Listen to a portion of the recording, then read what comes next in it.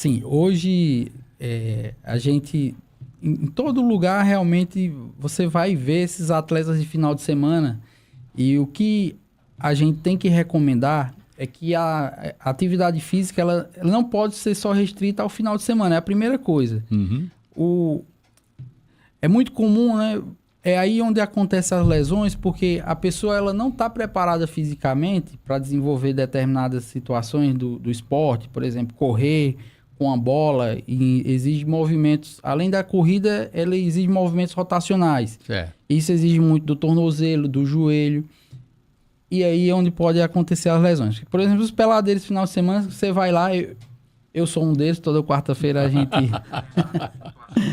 a gente bate uma bolinha, mas às vezes você não está preparado fisicamente. Esse é o primeiro ponto, né? E o que a gente tem que tomar cuidado. Se você tem a prática de fazer alguma atividade física, então a gente tem que primeiro se preocupar com o peso, se preocupar em ter um fortalecimento muscular adequado. Aí é onde entra se a pessoa tem uma capacidade de ir para academia ou fazer alguma atividade física que proporcione um equilíbrio muscular, como, por exemplo, um pilates, algo que vale acrescentar aquele esporte. Uhum.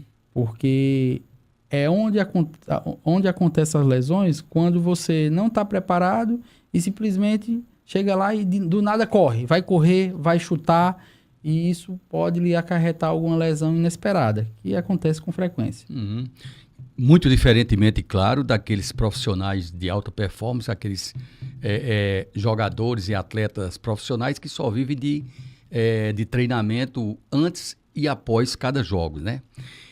E com relação a esses atletas mesmo, agora a gente vai entrar nessas pessoas as quais a gente sempre tem acompanhado pela televisão, acompanhado pelos vídeos desses atletas, por exemplo, os atletas que jogam no futebol brasileiro, por exemplo, que tem que muitos deles, dependendo do time que eles estão, tem uma sobrecarga de trabalho durante a semana com 2 e muitas vezes até com 3 jogos.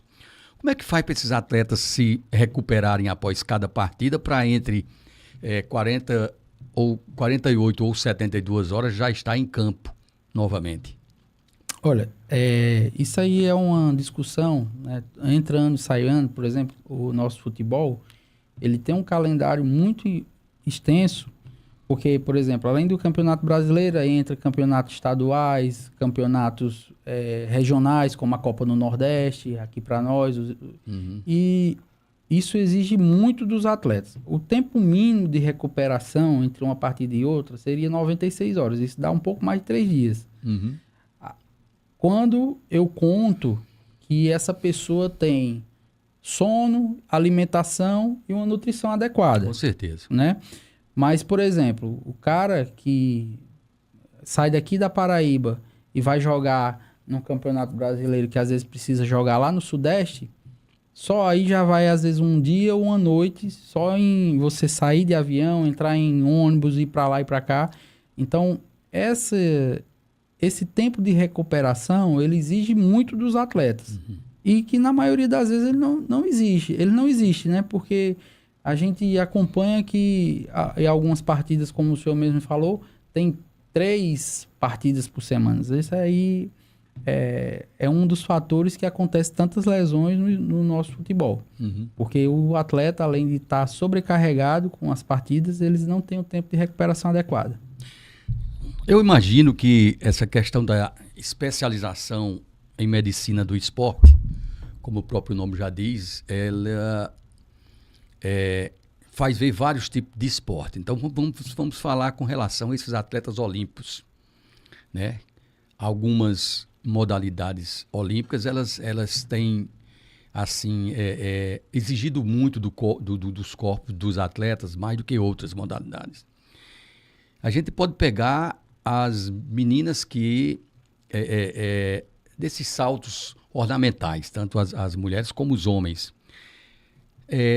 Que tipo de treinamento, aonde é que entra a especialização em medicina do esporte nesses atletas de alta performance, esses atletas das Olimpíadas? principal função do médico do esporte não é simplesmente tratar a lesão, é prevenir as lesões, né? Então, quando você tem lá um médico que está num departamento para gerenciar isso aí, ele tem que acompanhar junto com os nutricionistas, junto com o preparador físico, as diversas atividades que o atleta está desenvolvendo para que monitore uma possível lesão muscular, que é o que acontece na maioria das vezes, ou as lesões musculares e lesões ligamentares, né? Por exemplo, as meninas do salto, elas, desde cedo, elas são preparadas também com a parte de musculação e elas têm um impacto muito grande nas articulações, tanto do joelho quanto dos tornozelos. E isso, no futuro, pode acarretar, por exemplo, um grau de artrose ou algumas lesões já mesmo na prática do esporte, como, por exemplo, lesões torcionais, lesão de ligamento cruzado, lesão de ligamentos que envolve a prática diretamente do salto. Gostou desse conteúdo? Então inscreva-se no nosso canal. Tem muitas histórias de empreendedorismo que você precisa conhecer.